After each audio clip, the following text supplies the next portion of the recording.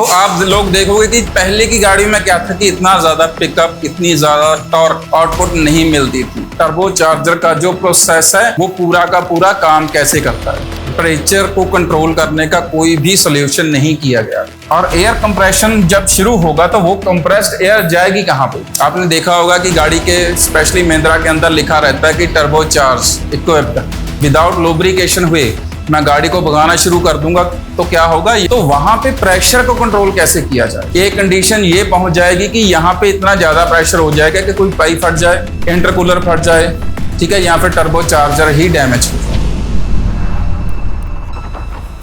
Welcome to hitech mechanical classes.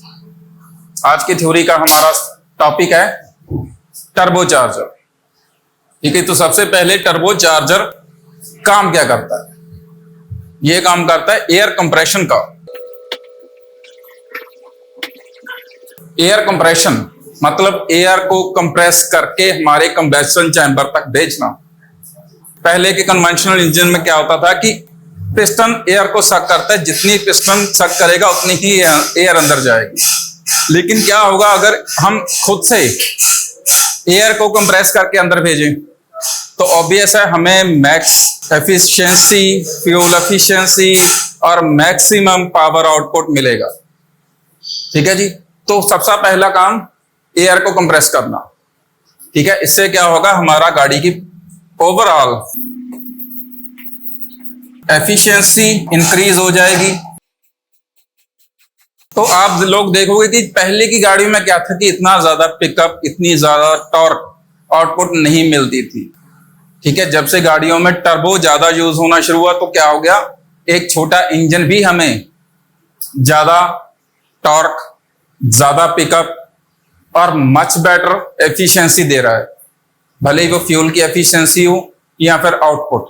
तो अभी कुछ टर्बो के साथ साथ कुछ ऐसे कंपोनेंट्स भी हैं तो जिनके बिना टर्बो का काम जो है वो अधूरा रह जाता है। तो ये कंपोनेंट्स हैं इंटरकूलर। क्योंकि सबसे पहले जब टर्बो की शुरुआत हुई तो क्या था कि सिर्फ टर्बो को ऐड किया गया, लेकिन उससे कुछ ज्यादा एफिशिएंसी इंप्रूव नहीं हुई, क्योंकि वहां पे जो था टेम्परेचर को कंट्रोल करने का कोई भी सोल्यूशन नहीं किया गया। लेकिन बाद में क्या है, इंटरकूलर ऐड कर दिया गया, तो वहां पे जो टेम्परेचर इनलेट मैनिफोल्ड के अंदर जो कंप्रेस्ड एयर जा रही है उसका टेम्परेचर कंट्रोल करने के लिए इंटरकूलर का यूज किया गया। तो गाड़ियों की एफिशिएंसी भी इंक्रीज हो गई, फ्यूल एफिशिएंसी भी इंक्रीज हो गई। ठीक है, तो ये कुछ पार्ट्स हैं और कुछ काम है जो हमारी टर्बो चार्जर करती है। अभी हम देखेंगे कि ये पूरा प्रोसेस, टर्बो चार्जर का जो प्रोसेस है वो पूरा का पूरा काम कैसे करता है। तो सबसे पहले तो वही मैकेनिज्म शुरू होगा हमारा एग्जॉस्ट मैनिफोल्ड से। तो जैसे कि हमने देखा कि एग्जॉस्ट मैनिफोल्ड से जो गैसेस जा रही हैं उनके साथ टर्बो को अटैच किया गया। तो टर्बो की एक तरफ की टरबाइन जो है वो एग्जॉस्ट गैसेस के साथ घूमना शुरू करती है और सिंपली एक छोटी सी रॉड के साथ एक और टरबाइन जो है वो दूसरी तरफ ऐड कर दी गई। तो जैसे ही एग्जॉस्ट गैसेस बाहर निकलेंगी तो वो क्या होगा, उस टरबाइन को घुमाना शुरू कर देगी। एक तरफ की टरबाइन घूमेगी तो ऑब्वियस की बात है कि दूसरी तरफ की टरबाइन भी घूमना शुरू कर देगी। तो उससे क्या होगा कि दूसरी तरफ एयर कंप्रेस होना शुरू हो जाएगी। दूसरी तरफ हवा आ कहां से रही है? सेम कन्वेंशनल कार की तरह एयर फिल्टर से।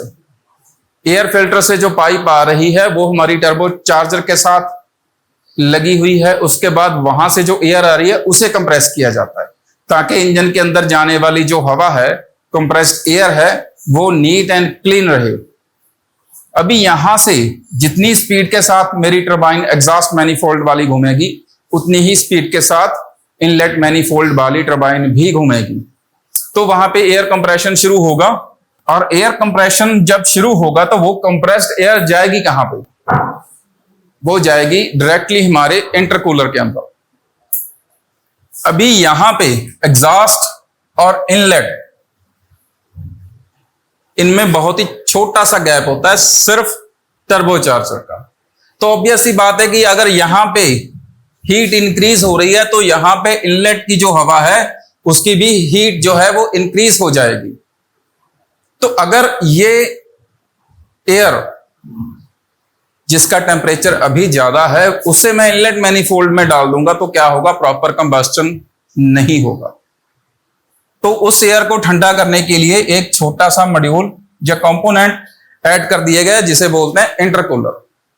लाइक रेडिएटर एक सिंपल सा कंपोनेंट है, लेकिन जैसे ही इसके अंदर से एयर थ्रू आउट जाएगी तो वो क्या होगा, वो एटमॉस्फेरिक एयर से या फिर गाड़ी चल रही है तो उसकी एयर से इंटरनल जो उसके अंदर एयर है वो ठंडा हो जाएगा।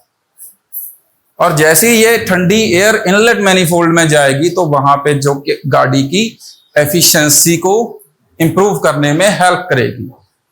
ठीक है जी। अभी ये पार्ट जो हो गया हमारी एयर का, हमारी एयर एग्जॉस्ट मैनिफोल्ड से शुरू हुआ, एयर मैनिफोल्ड से इनलेट एयर शुरू हुई, कंप्रेस हुई, इंटरकूलर के थ्रू हमारे इनलेट मैनिफोल्ड के अंदर चली गई। लेकिन अभी हमें पता है कि कोई भी मूविंग पार्ट है तो वहां पे लुब्रिकेशन की जरूरत भी पड़ेगी। तो इसके लिए टर्बो की कोर के अंदर क्या किया जाता है कि इन लुब्रिकेंट को एक तरफ से अंदर डाला जाता है ताकि अंदर लुब्रिकेशन पर्टिकुलरली बना रहे, और नीचे से एक पाइप निकाल के हमारे सम्प में, चैम्बर में हमारे गाड़ी के वापस अंदर डाल दिया जाता है। तो ये सर्कुलेशन हमेशा चलती ही रहेगी। जैसे ही गाड़ी हम स्टार्ट करेंगे तो ये सर्कुलेशन चलना शुरू हो जाएगा। आपने देखा होगा कि गाड़ी के स्पेशली महिंद्रा के अंदर लिखा रहता है कि टर्बो चार्ज इक्विप्ड। ठीक है, तो आप गाड़ी को स्टार्ट करें, 1 मिनट के लिए आइडल स्पीड पे रखें, फिर गाड़ी को चलाएं, और जैसे ही गाड़ी बंद करनी है तो 1 मिनट के लिए गाड़ी को आइडल स्पीड पे रखें, उसके बाद बंद करें। वो होता है इसी कंपोनेंट के टर्बो चार्ज के कारण, ताकि टर्बो चार्जर के अंदर प्रॉपर लुब्रिकेशन हो, उसी के बाद आप गाड़ी चलाना शुरू करें। विदाउट लुब्रिकेशन हुए मैं गाड़ी को भगाना शुरू कर दूंगा तो क्या होगा, यहाँ के जो बुशेस हैं वो कटना शुरू हो जाएंगे, उनमें वियर एंड टेयर आएगा, तो वहां से क्या है, लुब्रिकेंट बाहर लीक होना शुरू हो जाएगा। ठीक है जी। तो ये लुब्रिकेशन यहाँ पे अंदर की तरफ चलता रहेगा और बाहर की तरफ इस साइड में एग्जॉस्ट गैसेस, इस साइड में फ्रेश एयर। तो तीनों कंपार्टमेंट अलग अलग रहेंगे। एग्जॉस्ट गैसेस का कंपार्टमेंट अलग रहेगा, लुब्रिकेशन का कंपार्टमेंट अलग रहेगा, और फ्रेश एयर का कंपार्टमेंट जो है वो अलग रहेगा। ठीक है जी। अभी हम दूसरी तरफ बात करेंगे। हमारे इंटरकूलर के ऊपर एक छोटा सा सेंसर लगा होगा जिसे बोलते हैं बूस्ट प्रेशर सेंसर। ठीक है जी। ये हमारे इनलेट मैनिफोल्ड के ऊपर या फिर इंटरकूलर के ऊपर लगा होगा। टर्बोस के बाद एक तो आ गया हमारा मैस एयर फ्लो सेंसर, जो कि हमारे एयर फिल्टर के बाद रहेगा, और दूसरा रहेगा boost pressure sensor. So don't mix up them. Mass air flow sensor अलग रहेगा, बूस्ट प्रेशर सेंसर अलग रहेगा। अभी यहां पे हमारे पास मैस एयर फ्लो सेंसर था, तो वो क्या, उसका काम क्या था कि फ्रेश एयर जो एयर फिल्टर के बाद हमारे कंबस्टन चैम्बर में जाएगी उसे मेजर करना और ईसीएम को बताना।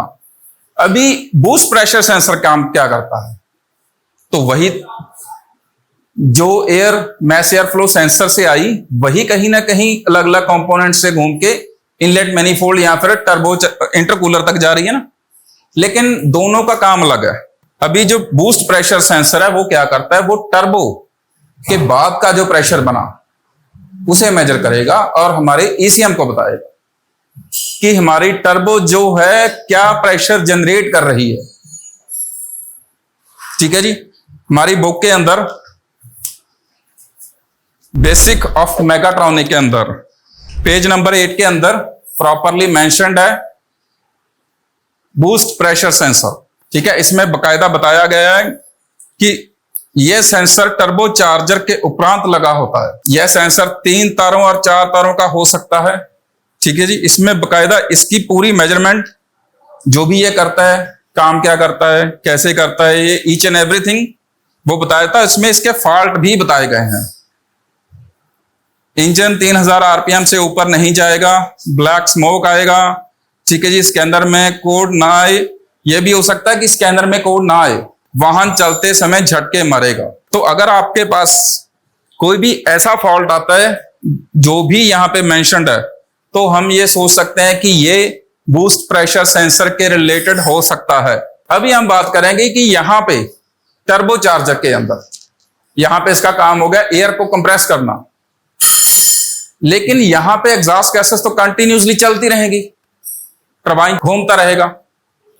तो ये दूसरी तरफ की फ्रेश एयर की टरबाइन भी हमेशा घूमती रहेगी। तो वहां पे प्रेशर को कंट्रोल कैसे किया जाए? ऑब्वियस ही बात है, अगर परमानेंट चलती रहेगी तो कहीं ना कहीं एक कंडीशन ये पहुंच जाएगी कि यहां पे इतना ज्यादा प्रेशर हो जाएगा कि कोई पाइप फट जाए, इंटरकूलर फट जाए, ठीक है, या फिर टर्बोचार्जर ही डैमेज हो जाए। क्योंकि इसके जो रेवोल्यूशंस है, आरपीएम है, वो तकरीबन नॉर्मली अगर मैं कहूं तो 2.5 लाख आरपीएम तक पहुंच जाता है। 2,50,000 राउंड रेवोल्यूशंस पर मिनट, 1 मिनट के अंदर टर्बोचार्जर मैक्स पे 2,50,000 बार घूमता है। तो अभी हम बात करेंगे कि इस चीज को कंट्रोल कैसे किया जाता है। इसके लिए टर्बोचार्जर के अंदर एक छोटा सा कंपोनेंट ऐड किया जाता है जिसे बोलते हैं वेस्ट गेट। ठीक है जी, वेस्ट गेट ऐड किया जाता है। तो वेस्ट गेट वो एक कंपोनेंट है जो टर्बोचार्जर के प्रेशर को कंट्रोल करता है। हम यहाँ पे देखेंगे कि वेस्ट गेट काम कैसे करता है। तो यहाँ पे इसकी एक पोजीशन रहती है क्लोज पोजीशन। क्लोज पोजीशन का मतलब है कि हमारा जो वेस्ट गेट का वाल्व लगा होता है वो बंद रहेगा, और इस कंडीशन में बंद रहेगा when the boost pressure is below limit forcing exhaust gases go through turbine to build up speed। मतलब कि जब भी हमारा बूस्ट प्रेशर ये नोट करेगा कि जो प्रेशर है वो बिलो द लिमिट है, तो वेस्ट गेट जो है वो बंद रहे, ताकि जितनी भी एग्जॉस्ट गैसेस आ रही हैं वो थ्रू टरबाइन जाए, ताकि वहां पे एयर को और ज्यादा कंप्रेस किया जा सके। ठीक है, और जो स्पीड है टरबाइन की उसे बिल्ट अप किया जा सके। और ये तब तक बंद रहेगा जब तक वो प्रेशर है उस प्रेशर सेंसर नोट नहीं करेगा कि भाई अबव द लिमिट चला गया। ठीक है, तो ये हो गया हमारा फर्स्ट पोजीशन, क्लोज पोजीशन। जब तक हमारा वेस्ट गेट वाल्व जो है वो बंद रहेगा, तो जितनी भी गैसेस है वो थ्रू टरबाइन जाएगी।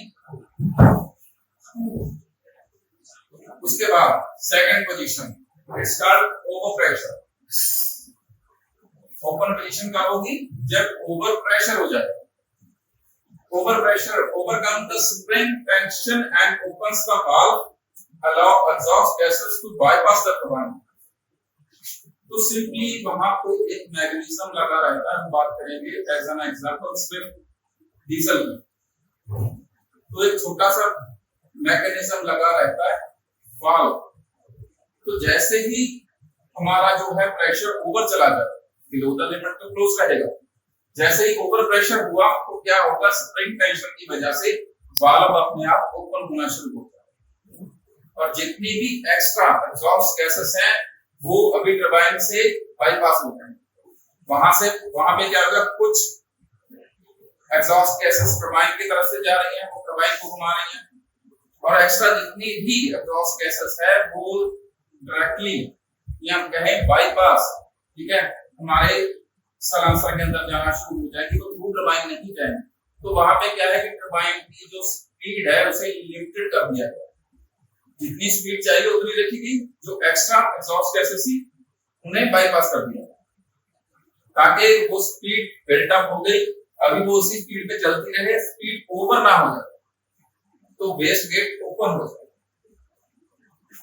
ठीक है स्टूडेंट्स, अभी यहाँ तक आपने जो भी किया इसमें अगर कोई डाउट वगैरह है तो वो हम क्लियर कर लेते हैं। Is everything clear? ठीक है, तो ये रही आज की हमारी क्लास टर्बोचार्जिंग के रिलेटेड। ठीक है, थैंक यू सो मच।